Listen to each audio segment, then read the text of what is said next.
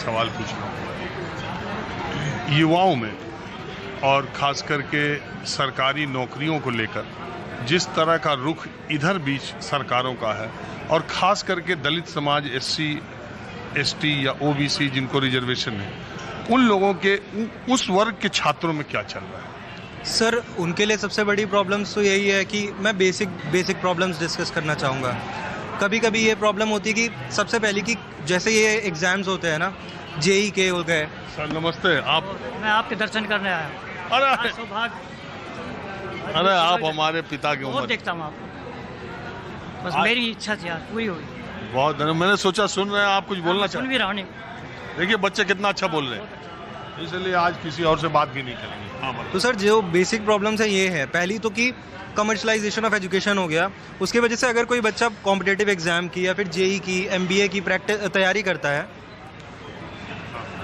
तो जब वो इन सब चीज़ों की तैयारी करता है तो उसको हैवी फीस दे के कोचिंग्स की तैयारी करनी पड़ती है। हमने समझा है कि SC, OBC, ST वर्ग के बच्चे जिनके पास उतना आर्थिक रूप से वो मजबूत नहीं होते, वो कोचिंग्स नहीं जा पाते हैं। फिर इस तरह के एग्ज़ाम रेगुलर पीरियड पे नहीं हो पा रहे हैं, फिर लीक्स हो रहे हैं। इस तरीके से मल्टीपल प्रॉब्लम्स है जिसको एड्रेस करने की बहुत ज़्यादा ज़रूरत है। अभी NTA का UGC नीट लीक हुआ तो उसमें सफ़र किया, मतलब हर स्टूडेंट सफ़र करता है irrespective of their identity. But जो एक जैसे अगर हम सोशल जस्टिस के पर्सपेक्टिव से देखें तो उनके पास कोचिंग्स भी नहीं थी, इनसे भी सफ़र किया, प्लस उन्होंने फीस भी भरी। अब आखिरी सवाल, समय खत्म हो रहा है। तुम लोग से बात इतनी दिलचस्प हुई कि मैंने पूरा एपिसोड ही तुम ही लोगों पे खत्म कर दिया। देखने वाला कहेगा इसको मिल गया, अपने विश्वविद्यालय वाले तो छोड़ा ही नहीं। बहरहाल, लेकिन आप लोगों से बात करके अच्छा लगा। अब मेरा तीनों से एक मिनट में जवाब देना, समय खत्म हो रहा है। ये UCC गाइडलाइंस आई तो पूरे देश में इसको लेके छात्रों में भी दो तरह का बंटवारा हो गया। इसको आपने कैसे लिया, UCC guidelines? Sir, UCC guidelines का ये कि मतलब हमें UCC नहीं, UGC।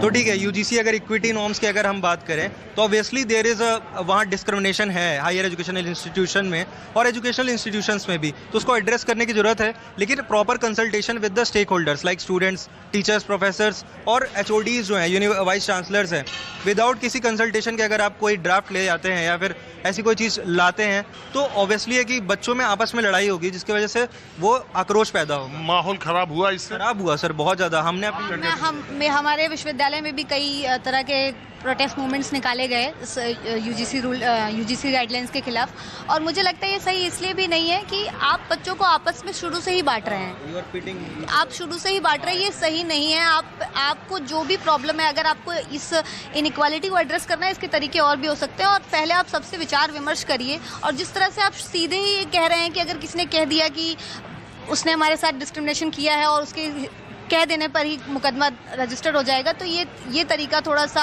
गलत है। आप पहले या तो कोई जांच कमेटी बैठाई जाए उस डिपार्टमेंट में या विश्वविद्यालय में, उसके बाद ही इस पर डिसीजन लिया जाना चाहिए। सर देखिए, बात ऐसी हुई ना कि इंडिया में जनरल्स जो हैं वो ज्यूज़ बन गए हैं। उनको लोग ज्यूज़ मान लिए हैं कि यही हैं जो सबको परेशान कर रहे हैं, ठीक है। तो सर प्रॉब्लम क्या है कि बीजेपी गवर्नमेंट इसमें पैनिक कर गई है। बीजेपी गवर्नमेंट राहुल गांधी से, तो इसलिए वो उनका दिमाग काम नहीं कर रहा, कुछ भी बना दे रहे हैं कि बस कास्ट में हम बच जाएं समाउ।